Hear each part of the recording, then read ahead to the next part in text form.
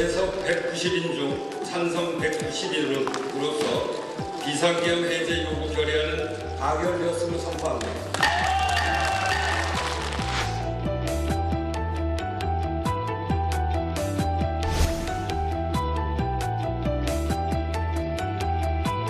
안건이 안 올라왔어요. 합시다. 침착합시다. 항상 좀 계세요. 이게 국회의장도 마음이 급하죠. 그렇지만 절차를 끊이지는 않게 해야 될 거 아닙니까?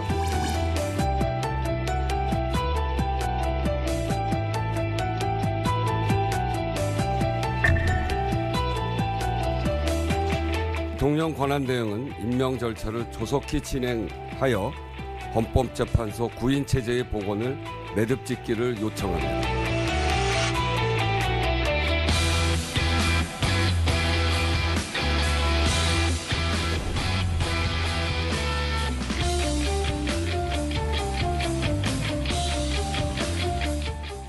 (12.3) 비상계엄 사태 이후에 탄핵 정국에서 존재감이 돋보인 정치인이 있습니다. 조금 전에 영상으로 만나본 우원식 국회의장인데요. 자, 그날 이후 마은혁 헌법재판관 후보자 불임명 권한쟁의 심판 청구의 인용 결정까지 이끌어낸 우원식 국회의장. 자, 하지만 아직까지 전국 상황이 답답하다고 합니다. 왜 그런지 직접 들어보겠습니다. 의장님 어서 오세요. 네, 안녕하세요. 네, 높은 국회의장석에 계신 모습만 보다가 이렇게 가까이서 뵈니까 더 반갑습니다. 네. 그동안 대한민국 헌정사에 여러 국회의장이 계셨지만 이 비상계엄 사태 와중에 존재감이 가장 돋보인 국회의장이 우원식 의장이다. 아, 그런가요? 동의하십니까? 네, 많은 사람들이 그렇게 얘기하더라고요. 네, 그러다 보니까 많은 국민들이 아, 저분이 대통령 하셔도 잘하겠다 이렇게 생각하시는 분들도 있는 것 같아요. 어떤 분은 뭐 국회의장으로 아주 제격이다 그렇게 얘기하는 사람도 있습니다. 네, 그런데 이 입법부의 수장을 해보셨으니까 네. 행정부의 수반도 좀 국민들이 원한다면 할 수도 있다 이렇게 생각 안 하십니까? 지금은 이제 국회가 이번 비상계엄 해제하고 이런 과정에 국민들한테 사실상 처음으로 신뢰받는 국회로 거듭나기 시작한 것 같아요. 네. 그래서 그 나라를 잘 이끌어가는 데 있어서는 행정부도 중요합니다만 국회가 민의를 대변해서 국민의 목소리를 잘 전달하는 국회로 만드는 일도 무엇보다 중요하다고 생각하고 이제 자리를 잡기 시작한 그 국회의 국민 속 마음 속에 있는 신뢰도를 좀 더 높이는 일, 그 일이 제가 꼭 해야 되는 일이다 이렇게 생각하고 있습니다. 알겠습니다. 새겨 듣겠습니다. 자, 오늘 기존 인터뷰 시간보다 좀 서둘러서 우원식 의장을 모셨습니다. 네. 곧바로 방송 끝내시고 국회로 가셔서 네. 국정협의회를 주재를 하셔야 되잖아요. 네, 그렇습니다. 지금 그런데 안타깝게도 최상목 권한대행은 못 오게 됐죠. 네, 네. 이 마은혁 후보자 임명을 안 하는 걸 놓고서 이 야당이 반발을 하면서 여야만 열리게 된 건데 네, 네. 결과는 어떻게 예상하십니까? 네, 어쨌든 국회의 합의 구조는 기본적으로는 여야의 합의 또는 협의를 통해서 이루어지지 않습니까? 근데 이제 지금은 대통령의 리더십이 부재한 상태이기 때문에 국가를 대외적으로 볼 때도 좀 안정감 있게 하기 위해서 정부와 국회 또 국회는 국회의장과 여야 대표 이렇게 함께 모이는 자리로 했는데 지금 이제 마은혁 재판관 그 후보자의 임명 때문에 네. 야당에서 문제 제기를 하고 있어서 실제로 같이 앉기가 좀 어려워졌습니다. 그래서 불가피하게 정부는 이번에 빼고 원래 국회에서 여야 협의하고 합의하는 구조 그걸 잘 살려나가서 국정협의를 하면 되겠다 이렇게 판단해서 한 거니까요. 네. 저희가 국회의장과 여야의 그 원내대표들이 모여서 잘 협의를 해나가겠습니다. 네, 그런데 예산의 편성과 집행은 정부가 하는 건 일 아닙니까? 네, 네, 정부가 빠지면서 여야 간의 합의가 좀 한계가 있지 않겠느냐 하는 지적도 있습니다. 뭐 꼭 그렇지는 않고요. 원래 이제 국회에서 합의를 정부가 존중하는 거니까요. 여야가 합의하는 것이 우선이죠. 지난번에도 사 당사자가 모인 거 아닙니까? 네. 국회의장, 권한대행, 여야 대표. 거기서 첨예하게 의견이 갈리는 거는 여야 대표들입니다. 여야 대표가 의견을 모은다면 네. 정부가 그걸 거부할 이유가 없고요. 네. 특히나 이번에는 추경이 굉장히 시급한 그렇죠. 상황이에요. 국민들의 삶에 정말 엉망이 돼 있고 지금 우리 경제 성장률에 대한 전망도 최근에 한국은행에서 1.6%로 1.5% 낮췄어요. 네. 그 3개월 전 작년 12월에 비해서 0.4%를 낮춘 거고 또 KDI도 1.6%로 전체적으로 다 하향 조정하고 있습니다. 이런 것들이 국민 경제에 미치는 영향 또 경제 주체들한테 미치는 영향이 굉장히 크죠. 우리 자영업 하시는 분들도 이 73%가 경기 감소, 소득 감소를 지금 느끼고 있고 그중에 15%는 1년 안에 폐업해야 되겠다 이런 생각을 갖고 있는 그런 상태입니다. 경기 하강 국면도 작년 12월까지 보면 27개월 동안 계속 하강하고 있고요. 이런 상태를 그냥 놓고 보면 안 된다라고 하는 게 저희들의 생각이고 그래서 추경이 매우 시급하고 그건 최상목 대응도 같은 생각이고요. 네.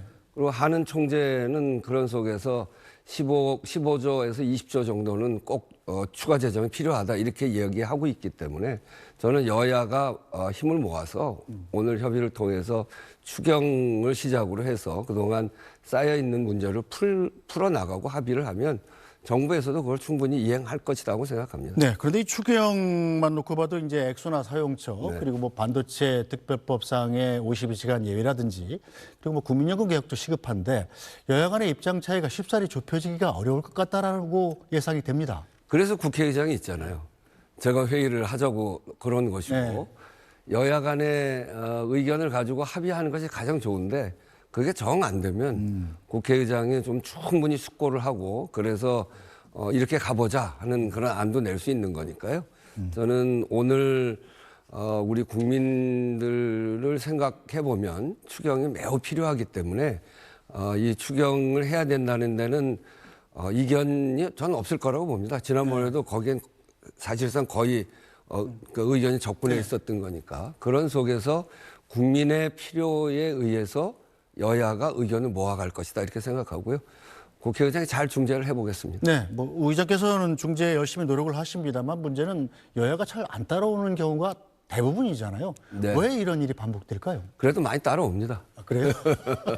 근데 이제 이 상황 자체가 대통령이 임기를 시작하고 1년 남짓 돼가지고 네. 총선을 치렀는데 국민들이 야당을 절대 다수로 만들었잖아요. 네.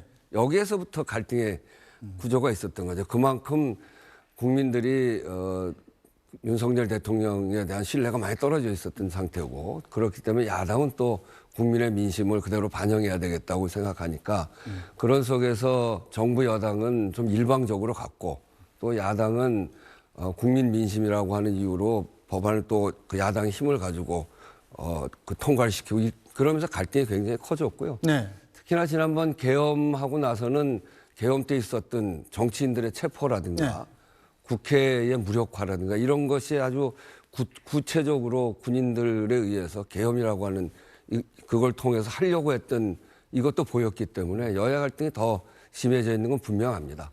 그렇지만 또 한편으로는 국회가 해야 될 기본적인 임무, 국민의 먹고 사는 문제를 해결해 가지 않으면 누구도 신뢰받을 수 없습니다. 네. 그런 관점에서 보면 든 여야가 그런 국민들의 요구를 무시할 수 없을 것이다.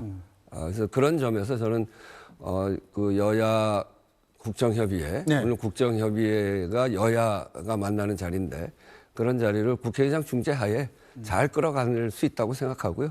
그렇게 끌어가 보겠습니다. 네, 뭐 여야 갈등이 첨예한 문제가 또 하나 있죠. 요즘 바로 이 마은혁 헌법재판관 후보자 임명 문제인데, 자, 우 의장께서 헌재 권한쟁의 심판까지 하고 헌재에서 이제 우 의장 손을 들어주신 거 아닙니까?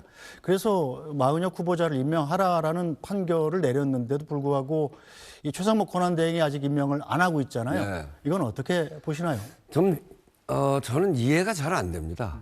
마은혁 후보자도 대통령 권한대행이고 그리고 장관, 부총리를 하신 분 아닙니까?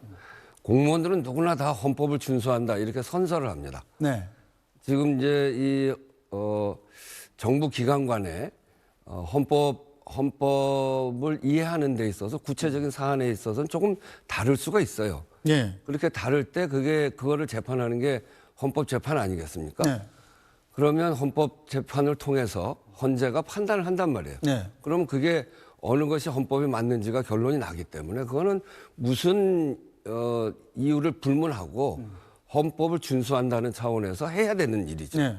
이제 그런 점에서 이렇게 임명을 안 하고 있는 것은 그거는 헌법 준수하겠다고 하는 그 의무, 헌법적 의무, 그걸 이행하고 있지 않는 거기 때문에 이 국가의 기강을 흔드는 일입니다. 이건 그런 일이 있어서는 안 되는 일이에요. 네.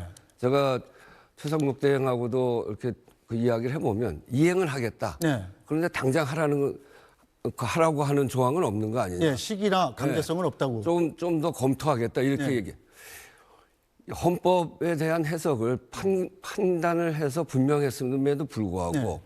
이거를 정무적인 판단이나 이러저러한 이유로 검토해서 시행을 늦추는 거는 그거는 있을 수 없는 얘기입니다.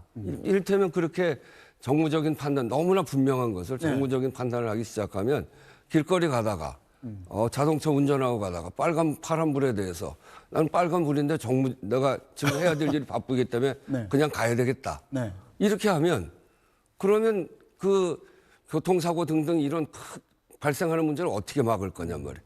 그래서 헌법을 준수하겠다라고 선서한 공무원 입장에서 누구보다도 이 헌법적 판단이 생기고 헌법적 의무가 생기면 지체 없이 해야 된다라고 하는 것도 이게 분명한 헌법 정신입니다. 그런 점에서는 빨리 해야 된다 이렇게 생각하고요. 네. 마은혁 재판관을 임명하지 않고 있는 것이 최상목 권한대행 혼자만의 생각은 아닌 것 같습니다. 일단 여당에서는 마은혁 후보자를 임명하지 말라고 단식 농성하는 의원도 있고요. 자, 국무위원 간담회에서 법제처장은 헌재가 임명하라고 한 건 맞지만 시기나 아까 말씀하셨듯이 강제성은 없다. 이렇게 해석을 하면서 이 내심 최상목 권한대행이 한덕수 총리의 탄핵 심판이 기각돼서 돌아올 경우에 대비해서 그때까지 좀 기다리려는 것 아니냐 이런 분석까지 나오고 있는데 이건 어떻게 보시나요? 그러니까 한덕수 국무총리 탄핵 그 결론이 날 때까지 좀 금방 날 것 기다려보겠다. 같으니까. 예. 근데 그거는 이미 그렇게 되지 않게 돼 있어요. 금방 되지 않게 돼 있는 것으로 보여요. 어떻게 그게 이제 국회에서 헌재에다 대고 그 검찰의 특수본에서 네. 수사한 자료 그거를 검토합시다. 그래가지고 헌재에서 오케이 그거 합시다 이렇게 됐단 말이에요. 네. 그러면 검찰에서 자료를 받아가지고 네. 국회에서 검토하고 그걸 헌재에다 제출해서 그럼 그 기간만 봐도 다음 주까지 하기도 이미 어려워진 상태예요. 그 얘기는 뭐냐면 한덕수 국무총리에 대한 탄핵 심판이 언제 날 줄 알고 그렇게 기다리게 하느냐. 그러니까 그거는 옳지도 않을 뿐더러 한덕수 국무총리가 그럼 만약에 탄핵에서 돌아오게 되면 네. 그러면 한덕수 국무총리는 해야 되고 지금 최상목 대행은 안 해도 되고 그런 문제가 아니지 않습니까? 네. 아까 얘기했던 대로 이미 헌법적 의무가 생겨 있는 것이고 그러면 누가 되든지 판결문에도 이렇게 돼 있어요. 이것에 대한 이행은 대통령만이 아니라 헌법 제71조에 따라 대통령의 권한을 대행하는 국무총리, 국무위원의 경우도 마찬가지다. 이행해라. 네. 이렇게 아주 못을 딱 받고 있는데 이것을 정무적인 판단을 위해서 늦추는 것도 있을 수 없는 일이라고 생각하고요. 그리고 그게 언제 될지도 모르고 그럼 언제까지 기다려야 되는지. 그러면 자기는 하면 안 되고 그 다음 사람은 해도 되고 이런 얘기지 않습니까? 단식하는 거 제가 이제 우리 국회의원 한 분이 단식하고 있는 거기 때문에 오늘 보니까 끝난 것 같더라고요. 네. 이제 건강이 걱정돼서 특별히 얘기는 안 합니다만 국회의원이 헌법적 의무가 발생한 사항을 이행하지 말라고 하는 단식은 제가 국회의원 5선을 하면서 처음 봅니다.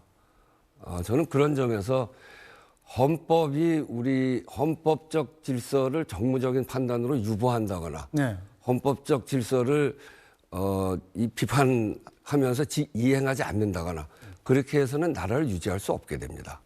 그런 점에서 헌법재판소의 판단을 존중해야 되고 네. 그렇게 해서 의무가 생기는 부분에 대해서는 빠른 속도로 이행하도록 해야 되고 네. 그거 지키지 말라고 하는 얘기는 저는 더더욱 더 안 되는 일이다 이렇게 생각을 합니다. 네, 의장님 말씀대로라면 한덕수 총리에 대한 탄핵 심판 결과가 윤석열 대통령에 대한 탄핵 심판 결과보다 더 늦게 나올 수가 있겠군요. 이제 그거는 제가 알 수 없는데 네. 지금 절차는 그렇다는 겁니다. 윤 대통령 검찰에다가 수사 자료를 요청을 하고 네. 재판부도 그걸 검토하겠다고 했으니까 그걸 받는 절차가 뭐 하루 이틀 만에 되는 일은 아니어서요. 네. 윤 대통령 탄핵 심판 결과는 어떻게 예상하십니까? 그건 이제 헌법재판소가 판단할 일이죠. 제가 예상하는 건 적절치 않고 저는 이제 헌법재판소가 헌법적 판단에 따라서 할 거라고 봅니다. 지금은 헌재의 시간이고요. 네. 저희가 단지 이제 국회에서 여러 가지 변론을 하고 그랬는데 그 변론의 내용들은 헌법이라고 하는 것이 무엇인지 네. 그리고 헌법적 가치가 어떤 것이 맞는지 이런 걸 얘기한 거거든요. 헌법재판소에서도 분명한 거는 헌법재판은 이번 이제 탄핵 재판의 경우에는 누가 승패 이런 문제가 아니고 어떤 사람도 네. 법 위에 군림할 수 없다, 법 위에 설 수 없다라고 하는 걸 판단하는 거거든요. 그런 관점에서 헌법재판소가 판단할 것이라고 보고 헌법재판소의 판단을 국회의장으로서는 충분히 변론을 통해서 국회 입장을 전달했고 그 내용은 헌법을 잘 준수하는 그런 정신에 맞춰서 헌법 정신에 맞춰서 저희들이 해석한 바를 이야기하는 것이고 지금 그건 기다리고 있습니다. 네, 자 윤석열 대통령 측과 그리고 여당은 헌법재판소의 공정성에 상당히 많은 문제들을 제기하고 있습니다. 자 야당에서는 미리 헌법재판소의 판단 결과에 대해서 승복하지 않으려는 것 아니냐 이런 의문까지 제기하고 있는데 어떻게 보시나요?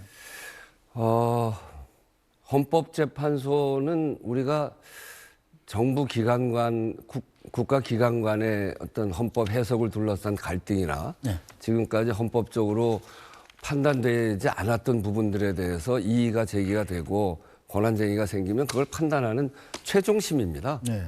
그거는 우리 대한민국이 갖고 있는 헌법적 질서를 유지하기 위한 아주 중요한 기관이고요. 거기에 판단에 대해서 이론을 달아서는 저는 안 된다고 봅니다. 그거는 국가의 기본을 어떻게 지킬 것이냐, 헌법적 질서에 맞게 지킬 것이냐, 아닐 것이냐를 판가름하기 때문에 그렇습니다. 그 이전까지 헌재가 판단하기 전에 각자의 유리한 주장, 얼마든지 할 수 있고요.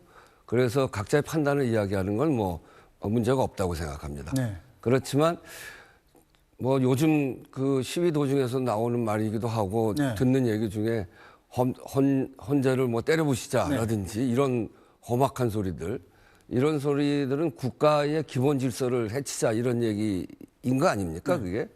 그래서 전 정치권이 굉장히 중요하다고 생각합니다. 정치권이 헌재를 어떻게 이해하고 헌재의 판단에 대해서 어떤 태도를 취하느냐, 그것이 굉장히 중요하다고 생각하는데 그런 점에서 정치권에 있는 사람들이 그런 책임을 의식하고 언어를 사용한다거나 그 태도를 취함에 있어서 정말 국민들한테 귀감이 될 수 있는 그런 태도를 취해야 된다고 봅니다. 저는 제가 늘 이야기합니다만 태도가 리더십이다. 국회에서 국회의원이 된 사람은 자기 지역의 리더십을 인정받아서 되는 사람 아닌가요? 네. 그런 점에서 보면 국가의 헌법적 질서에 대해서 어떤 판단을 갖는지 저는 태도가 리더십이다 이렇게 생각합니다. 알겠습니다. 태도가 리더십이다. 바로 이 태도가 리더십이라는 장면을 떠올리게 하는 장면이 있었습니다. 바로 12.3 비상계엄 사태가 났던 그날 밤인데요. 그때 장면 잠깐 다시 보겠습니다. 하시죠. 유리창 깨고 진입 중이랍니다. 회의를 해주십시오.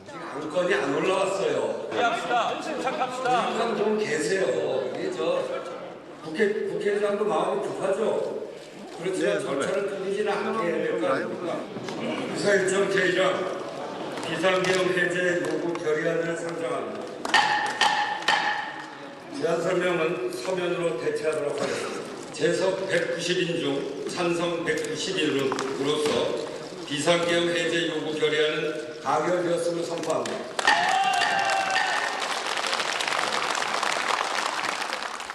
자, 그때 저도 뭐 당연히 저 생중계 장면을 봤습니다만 아니 빨리 하시지 왜 저렇게 이 절차를 따지시지? 지금 계엄군이 진입하고 있는 상황이고 또 언제 전기가 끊길지도 모르는데 왜 그때 절차가 더 중요하다고 하신 거예요?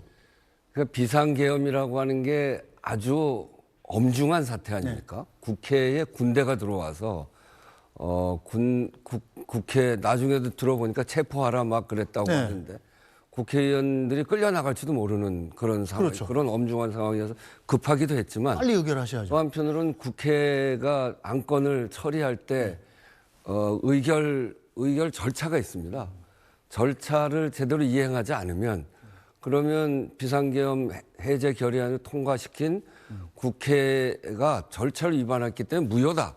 이렇게 되면 모여서 한 개 다 무효가 될 수도 있거든요. 그러니까 하나하나 꼼꼼하게 절차를 지키는 게 굉장히 중요했고요. 그래서 절차가 틀리지 않도록 하나하나 점검해 가면서 그렇게 했고 저게 마지막에 시간을 끌 때가 굉장히 어려웠는데 그렇죠. 제가 추경호 그 의결안의 시간을 정하는 거는 여야 교섭단체 원내대표하고 협의를 해야 됩니다. 네. 제가 협의한 시간이 1시였고 근데 좀 더 긴급한 사정이 생기면 사정 변경으로 변경할 수 있었습니다만 제가 그 로텐더홀 국회 본회의장 앞에 상황을 수시로 이제 점검하면서 했는데 그때 보니까 계엄군하고 대치를 계속하고 있다. 네. 만약에 그 대치를 뚫고 문을 부수기 시작했다고 하면 즉각 아마 처리했을 겁니다. 네. 그러니까 그런 사정 변경이 없는 상태에서 여야 원내대표와 약속한 협의했던 1시 시간을 맞추기 위해서 네. 그 시간을 좀 끌었던 거죠. 그랬군요. 그게 안 됐으면 아마 무효가 됐을 가능성이 높습니다. 네, 어쨌든 천만 다행이긴 합니다. 자, 지금 당적 이탈하셔서 민주당원이 아니십니다만 민주당 얘기도 좀 여쭤보겠습니다. 네. 이재명 대표가 어제 한 얘기 때문에 아주 시끄럽습니다. 네. 이 자신에 대한 체포동의안이 가결되는 와중에 민주당 일부가 검찰과 내통했다 이런 얘기를 해서 시끄러운데 이건 어떻게 보십니까? 말씀하신 대로 제가 무소속입니다. 예. 그래서 한 정당에서 일어나는 일들에 대해서 이러쿵저러쿵 얘기하는 건 적절해 보이지 않습니다. 네. 잘 표현하시는군요. 네. 자, 일단 비명계 쪽에서 통합 행보한다더니 말뿐이었냐 뭐 이런 비판도 나오고 있는데 이재명 대표가 요즘 비명계 정치인들을 쭉 만나고 다니는 것도 사실이지 않습니까? 네네. 그런데 이런 얘기를 한 의도나 또 앞으로의 파장은 어떻게 예상하십니까? 글쎄, 그건 이제 역시 제가 그 국회에서 앞으로 이제 대선이 치러질 가능성도 있기 때문에 국회에서 국회의장의 역할은 헌법을 준수하고 또 국민들의 민생을 잘 챙기고 하는 일을 해야 되는 거 아니겠습니까? 그래서 한 정당 안에서 일어나는 일에 대해서 뭐 구체적으로 이렇게 언급하는 거는 적절치 않아 보여서. 알겠습니다. 예, 그건 여기까지만 여쭤보죠. 자, 대선이 언제 이루어질지 모르는 상황 속에서 지금 헌정회를 중심으로 원로 정치인들이 이 개헌을 주장하고 있습니다. 이 개헌론에 대한 입장은 어떠십니까? 저는 개헌을 해야 된다는 입장입니다. 개헌이라고 하는 건 이제 이 법률보다 더 위에 그 전체를 규정하는 건데요. 이게 국회가 해야 되는 일은 사회 변화에 따라서 길을 만드는 일이고 행정부는 그 길을 따라서 국민들의 삶을 윤택하게 만드는 역할을 하는 것이고 사법부는 길을 이탈하지 못하도록 하는 거거든요. 그래서 이 길을 만드는 일이 중요한데 우리가 87년 개헌하고 37년, 38년이 되지 않았습니까? 개헌을 못했어요. 그 기간은 식민 지배를 겪은 나라 중에 선진국으로 도약한 유일한 나라가 가장 큰 변화를 일으켰던 시간이 그 시간입니다. 굉장히 사회가 변화했는데 대로, 길 중에서 가장 큰 대로를 뚫지 못했다고 하는 것은 지금의 대한민국의 병리 현상을 그대로 갖고 있다는 그런 얘기가 되는 거죠. 시대에 맞춰서 길을 새롭게 만들어야 되는 역할을 못한 겁니다. 그래서 개헌을 해야 됩니다. 개헌을 해야 되는데 저도 민주당의 원내대표 한 적도 있고 개헌을 가지고 협상도 해본 적이 있는데 개헌을 하려면 일단 가장 중요한 정치 세력들이 개헌을 하자고 하는데 동의가 돼줘야 됩니다. 그렇죠. 두 번째는 그 문재인 대통령 때 개헌하자고 그랬는데 권력 구조에 대한 입장이 너무 다르니까 토론만 하다 말았습니다. 그렇듯이 개헌 특히 권력 구조 문제에 대해 있어서 양 정치 세력이 접근성이 있는 해법들을 들고 나와야 됩니다. 근데 저는 이제 그런 점에서 보면 이 두 가지를 충족시켜 나가기 위해서 양쪽 사람들과 협의해 가고 있는 또 어떤 부분에서 조율도 하고 그러고 있는 중이라고 보고요. 그렇게 하고 있고요. 그리고 개헌을 그렇게 해서 개헌 논의를 시작한다면 뭐 충분히 해볼 수 있는 그런 시간이 우리한테 있다. 그렇게 생각하고 급한 거 먼저 하고 또 좀 더 논의해야 될 거는 나중에 해도 되니까 1차, 2차 개헌으로 나눠서도 해도 되고. 네. 그래서 지금 접근성이 있는지 그리고 양쪽이 개헌 문제를 함께 같이 열어갈 수 있는지 네. 이것을 지금 타진하고 있다 이렇게 말씀드립니다. 자, 의장님 말씀대로 개헌 논의를 시작하려면 정치 세력들의 동의가 필요한데 지금 국회에서 가장 큰 정치 세력이 바로 민주당입니다. 네. 바로 그 민주당의 이재명 대표가 개헌에 대해서 별 반응을 보이지 않고 있는 유일한 정치인이 가깝습니다. 네. 이재명 대표에게 중립적인 국회의장으로서 어떻게 얘기하셨습니까? 이재명 대표도 지난 대선 때 개헌안을 내놨어요. 개헌해야 된다고 생각을 했던 분이고. 네. 그래서 저는 지금 이렇게 움직여지는 상황 속에서 이재명 대표가 깊이 고민하고 있을 거다 이렇게 생각합니다. 알겠습니다. 자, 오늘 말씀은 여기까지 듣겠습니다. 우원식 국회의장님 다음에 또 나와주시죠. 고맙습니다. 네, 감사합니다.